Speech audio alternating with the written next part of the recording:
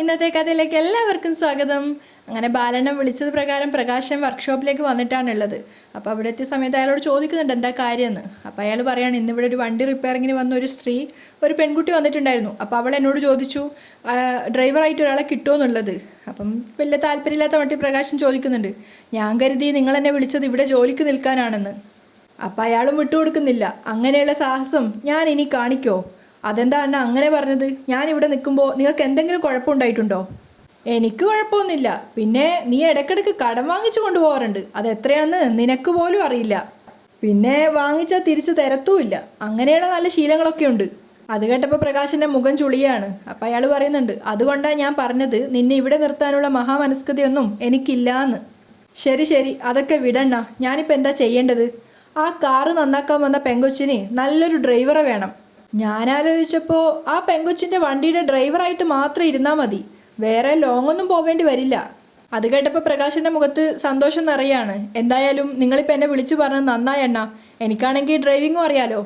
എന്നെ സംബന്ധിച്ചിടത്തോളം ഞാനങ്ങനെ പൈസ ദൂർത്തടിക്കുന്ന കൂട്ടത്തിലൊന്നും അല്ല. കിട്ടുന്ന പൈസയൊക്കെ വീട്ടിൽ കൊണ്ടുപോയി കൊടുക്കാം. പിന്നെ ഒന്നുമില്ലെങ്കിലും എനിക്കും എൻ്റെ അമ്മയ്ക്കും മരുന്ന് വാങ്ങിക്കാനൊക്കെ കിട്ടുമല്ലോ. അണ്ണ, നിങ്ങൾക്കൊരു കാര്യം അറിയാമോ? എൻ്റെ അമ്മ ഈ വയസ്സാം കാലത്ത് രാഹുലിൻ്റെ വീട്ടിൽ പോയി പണിയെടുക്കുക. ബാലണ്ണ മുഖം തിരിച്ചിട്ട് പറയാണ്, വയസ്സുകാലത്ത് അവരുടെ ഒരു കഷ്ടപ്പാടേ. അത് പോട്ടണ്ണ, അവരുടെ ഡ്രൈവറായിട്ട് ഞാൻ ജോലിക്ക് പോവാം. ലോങ് പോകണമെങ്കിൽ ലോങ്ങും പോവാം. എനിക്കൊരു കുഴപ്പമില്ല. എൻ്റെ അമ്മയെങ്കിലും രക്ഷപ്പെടുമല്ലോ അണ്ണ. വയസ്സാം കാലത്ത് അവരിങ്ങനെ കിടന്ന് കഷ്ടപ്പെടുന്ന കാണുമ്പോൾ എനിക്ക് സഹിക്കുന്നില്ല. എനിക്ക് അവരോട് ഒറ്റ കാര്യം പറയാനുള്ളൂ, വീട്ടിൽ വിശ്രമിച്ചിരിക്കാൻ. അണ്ണൻ പറയണ്ണ, എവിടെയാണ് ആ പെങ്കൊച്ചിൻ്റെ വീട്? അതിനുശേഷം നേരെ കാണിക്കുന്നത് രൂപയുടെ അരികിലേക്ക് ചന്ദ്രസേനൻ വരുന്നതാണ്. വീട്ടിലാണ് വന്നിട്ടുള്ളത്. അപ്പം അവർ നല്ല സന്തോഷത്തോടു കൂടി അയാളെ സ്വീകരിക്കുകയാണ്. ആ സമയത്ത് ചന്ദ്രസേനൻ ചോദിക്കുന്നുണ്ട്, ഞാനോട് പ്രധാനപ്പെട്ട ഒരു കാര്യം പറയാനാണ് വന്നിരിക്കുന്നത്. സരയുൻ്റെ ജന്മദിനം, അല്ലെങ്കിൽ അവൾക്ക് എത്ര വയസ്സായി എന്നുള്ളത് നിനക്കറിയോ എന്ന് ചോദിക്കുമ്പം ഒരു 10-24 വയസ്സൊക്കെ ആയിട്ടുണ്ടാവും എന്ന് രൂപ പറയുന്നുണ്ട്. അപ്പം ചന്ദ്രസേനൻ പറയാണ്, അത് കൃത്യമായിട്ട് അറിയാവുന്ന ഒരാളുണ്ട്. അതാരാന്നുള്ള അർത്ഥത്തിൽ രൂപ നോക്കുകയാണ്. അവളുടെ പ്രസവിച്ച അവളുടെ പെറ്റമ്മ.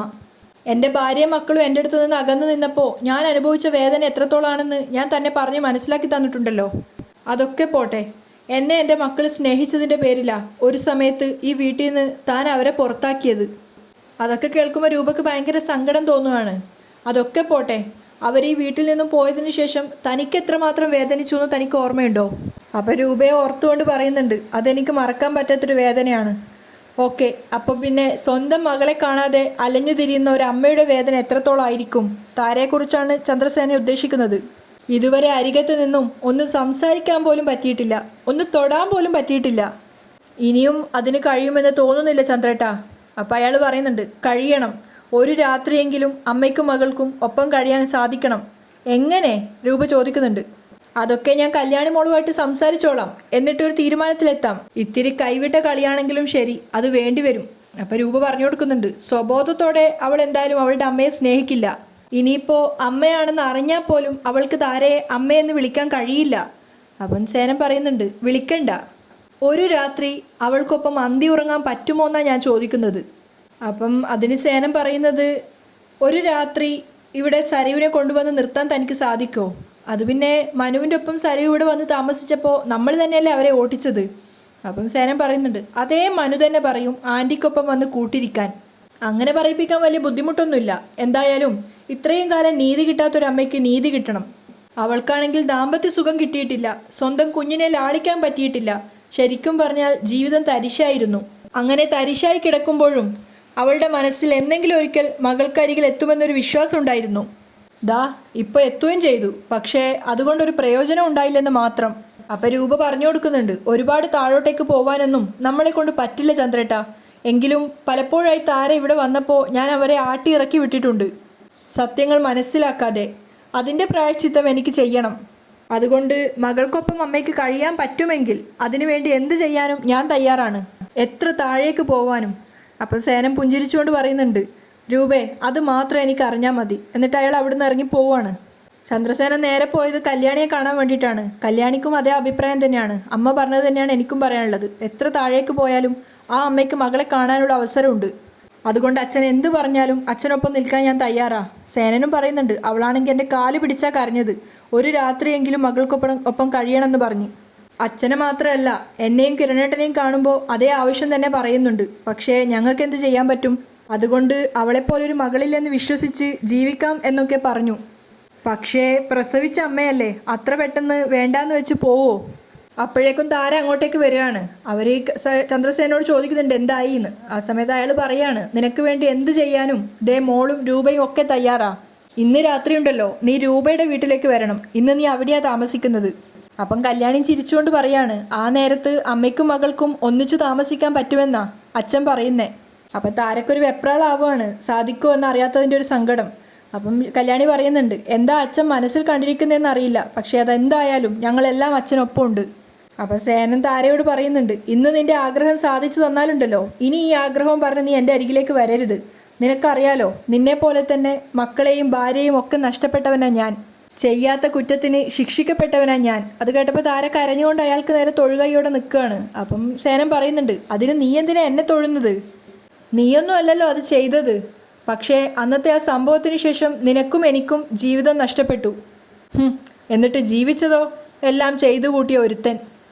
അപ്പം കല്യാണി ആശ്വസിപ്പിക്കുന്നുണ്ട്, അതുകൊണ്ട് ഇപ്പം എന്ത് പറ്റിയച്ചാ? തലയ്ക്ക് ഒരു കുഴപ്പവും ഇല്ലാത്ത അയാൾ മെൻ്റൽ ഹോസ്പിറ്റലിൽ വരെ കിടന്നില്ലേ? അത് ശരിയാ.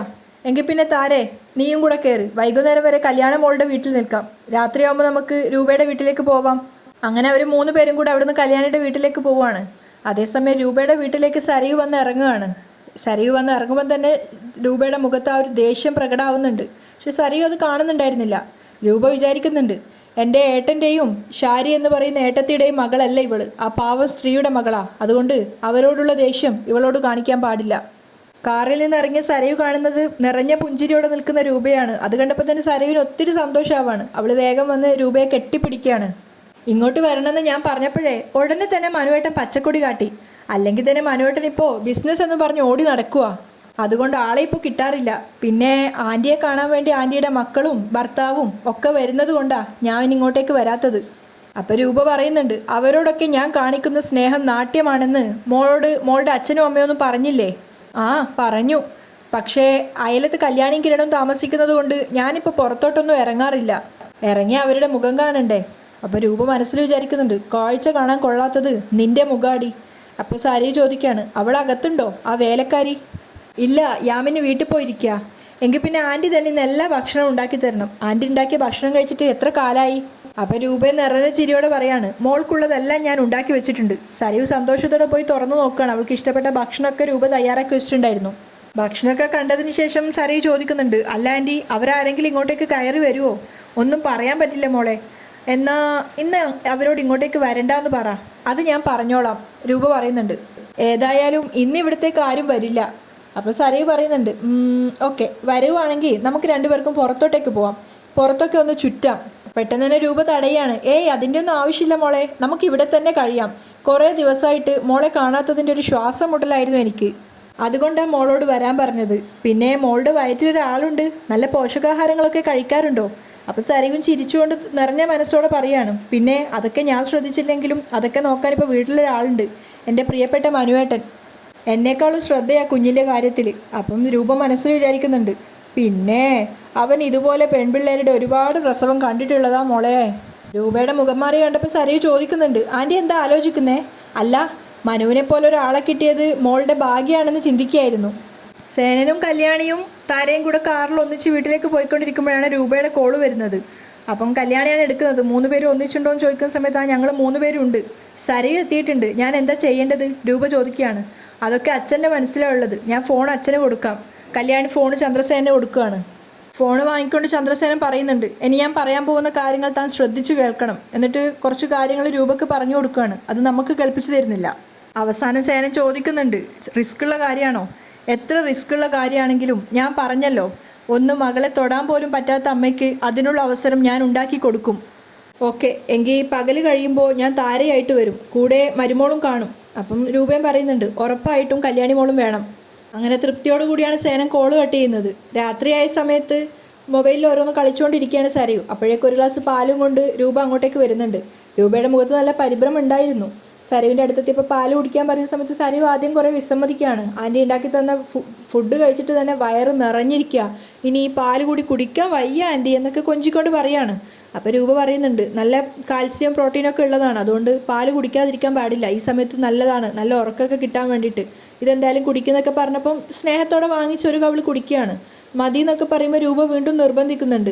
അതൊന്നും പറഞ്ഞാൽ പറ്റില്ല, മുഴുവൻ കുടിക്കണം. അങ്ങനെ സരയു സ്നേഹത്തോടു കൂടി തന്നെ അത് ഫുൾ കുടിക്കുകയാണ്. അതിനുശേഷം സരയു ചോദിക്കുന്നുണ്ട്, ഞാനിന്ന് ആൻറ്റിയുടെ കൂടെ കിടന്നോട്ടെ. അപ്പം രൂപയും പറയുന്നുണ്ട്, ഇവിടെ നമ്മൾ രണ്ടുപേരും മാത്രമേ ഉള്ളൂ, അതുകൊണ്ട് വേറെ വിട്ട് കിടക്കണ്ട, നമുക്ക് ഒന്നിച്ച് തന്നെ കിടക്കാം. അങ്ങനെ പാല് കുടിച്ചതിന് ശേഷം സരയു സ്നേഹത്തോടെ ചോദിക്കുകയാണ്, ഞാൻ ആൻറ്റിയുടെ മടിയിൽ കുറച്ചു നേരം കിടന്നോട്ടെ. അതിനെന്താ, വാ എന്ന് പറഞ്ഞുകൊണ്ട് രൂപ മടിയിൽ കിടത്തുകയാണ്. മടിയിൽ കിടന്നതിന് ശേഷം സരയു ചോദിക്കുന്നുണ്ട്, മനുവേട്ടൻ്റെ ഒപ്പം ഞാനങ്ങ് സ്റ്റേജിൽ പോയി കഴിഞ്ഞാൽ ആൻറ്റിക്ക് എന്നെ വല്ലാതെ മിസ് ചെയ്യില്ലേ? അപ്പം തന്നെ രൂപ പറയുന്നുണ്ട്, പിന്നെ മിസ് ചെയ്യില്ലേ, പക്ഷേ അതിന് നിങ്ങൾ പോകുമ്പോൾ എന്നെയും കൊണ്ടുപോവില്ലേ? അപ്പോൾ സരയു അബദ്ധം പറ്റിയ പോലെ ഉറപ്പായിട്ടും കൊണ്ടുപോകും, ആ വിശ്വാസത്തിലാണ് ഞാൻ ഇരിക്കുന്നത് രൂപ പറയാണ്. അപ്പം സരയു പറയുന്നുണ്ട്, പിന്നെ നമുക്കിതുപോലെ നാടകം കളിക്കേണ്ട ആവശ്യമില്ലല്ലോ ആൻറ്റി, അവിടം കൊണ്ട് എല്ലാം തീരില്ലേ, പിന്നെ ആൻറ്റി വെറുക്കുന്ന ആരെയും ആൻറ്റിക്ക് കാണണ്ട. അല്ല, അതിനു മുമ്പ് അയാളെ കൊല്ലു എന്നല്ലേ ആൻറ്റി പറഞ്ഞിരിക്കുന്നേ, ആ ചന്ദ്രസേനനെ? അത് കേട്ടപ്പോൾ രൂപയുടെ മുഖം വലിഞ്ഞു മുറുകുകയാണ്. അപ്പം സരയു ചോദിക്കുന്നുണ്ട്, അത് പറഞ്ഞപ്പോൾ ആൻറ്റിയുടെ മുഖം മാറിയല്ലോ, എന്തോ ദേഷ്യം പോലെ. അത് അയാളോടുള്ള ദേഷ്യം മോളെ, അയാളുടെ പേര് കേട്ടപ്പോൾ തന്നെ ദേഷ്യം വന്നതാ. അപ്പോഴേക്കും സരയിന് ഉറക്കം വരുന്നുണ്ടായിരുന്നു. എന്നിട്ടും അവൾ പറയുന്നുണ്ട്, എന്നാലും ആ കിരൺ ഇങ്ങനെയായിപ്പോയല്ലോ, ആൻറ്റി എന്തുമാത്രം കഷ്ടപ്പെട്ട് വളർത്തിയതാ അവനെ, എന്നിട്ട് സമയമായപ്പോൾ അവൻ അയാൾക്കൊപ്പം പോയിക്കളഞ്ഞില്ലേ? അപ്പം രൂപ പറയുന്നുണ്ട്, ആരെയും വിശ്വസിക്കാനാവില്ല മോളെ, മക്കളെയും ഭർത്താവിനെയും ഒന്നും. അതാണ് ജീവിതം ആൻറ്റിയെ പഠിപ്പിച്ച പാഠം. അപ്പോൾ സരയു പുഞ്ചിരിച്ചുകൊണ്ട് പറയാണ്, എന്നാ ഊണിലും ഉറക്കത്തിലെല്ലാം ആൻറ്റിക്ക് വിശ്വസിക്കാൻ കൊള്ളാവുന്ന ഒരാളുണ്ടെന്ന് ഓർത്തോ? അപ്പോൾ രൂപയും ചോദിക്കുന്നുണ്ട്, അത് മോളല്ലേ? അക്കാര്യത്തിൽ എനിക്ക് സംശയമൊന്നുമില്ല. അപ്പോഴേക്കും സരയുവിന് നന്നായിട്ട് ഉറക്കം പിടിച്ചു വരുന്നുണ്ടായിരുന്നു. അവൾ പറയുകയും ചെയ്തു, എനിക്ക് ഉറക്കം വരുന്ന ആൻറ്റി, എന്നാൽ മോള് കിടക്ക് എന്ന് പറഞ്ഞുകൊണ്ട് രൂപ അവളെ മാറ്റി കിടത്തുകയാണ്. അപ്പോൾ സരയു അവിടെ നിന്ന് എഴുന്നേറ്റിട്ട് കിടക്കയിൽ മാറി കിടക്കുകയാണ്.